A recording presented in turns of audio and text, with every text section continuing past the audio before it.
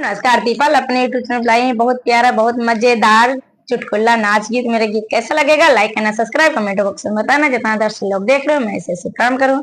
जो मेरे गाने में गलती आप लोग क्षमा करना, मेरा गाना बहुत बहुत से शेयर करना, आप लोग बहुत बहुत से दुलार कर देना। जो मेरे से भूल हो रहा मैं सबसे प्रणाम कर रहा हूँ, आप लोग क्षमा करना। मोर बला मुआ हो मोर सजनवा हो लाई देता जौनपुर से सड़िया। मोर बाला मुआ हो लाई देता जौनपुर से सड़िया। मोर बाला मुआ हो लाई देता जौनपुर से सड़िया। मोर बाला मुआ हो लाई देता जौनपुर से सड़िया। साड़िया पहिन हम बागों में गाइले, साड़िया पहिन हम बागों में गाइले। मोर सजनवा हो लाड़ी गैला माली से नजरिया। मोर सजनवा हो लाड़ी गैला माली से नजरिया। मोर सजनवा हो लाड़ी गैला माली से नजरिया। मोर सजनवा हो लाड़ी गैला माली से नजरिया। मोर बलमुआ हो लाई देता जौनपुर से सड़िया। मोर बलमुआ हो लाई देता जौनपुर से सड़िया। मोर सजनवा हो लाई देता जौनपुर से सड़िया। साड़िया पहिन राजा कुंवना के गाइले, साड़िया पहिन राजा कुंवना पे गाइले। मोर बलमुआ हो मोर सजनवा हो लाड़ी गैला महारा से नजरिया। मोर बलमुआ हो मोर सजनवा हो लाड़ी गैला महारा से नजरिया।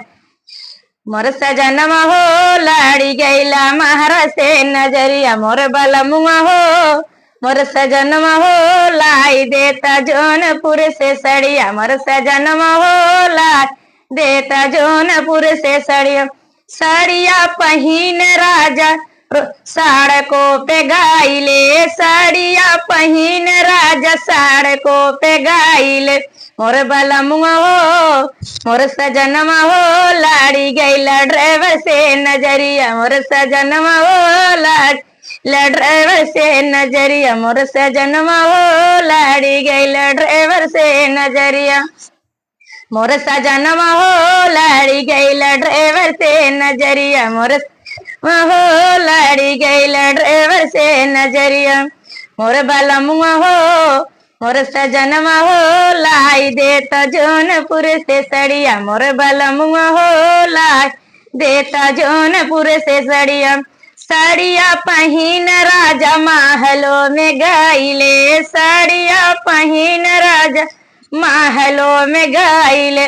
मोर बलमुआ हो मोर सजनवा हो लाड़ी गैला मोर सजनवा हो लाड़ी गैला देवर से नजरिया। मोर सजनवा हो लाड़ी गैला देवर से नजरिया।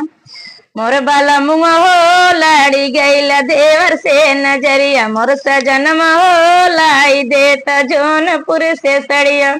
मोर बलमुआ हो लाई देता जौनपुर से सड़िया। मोर सजनवा हो लाई देता जौनपुर से सड़िया। मेरा गाना कैसा लगेगा कमेंट में बताना। जितना दर्शक लोग देख रहे हो मैं इसको प्रणाम कर। जो मेरे से भूल आप लोग क्षमा करना।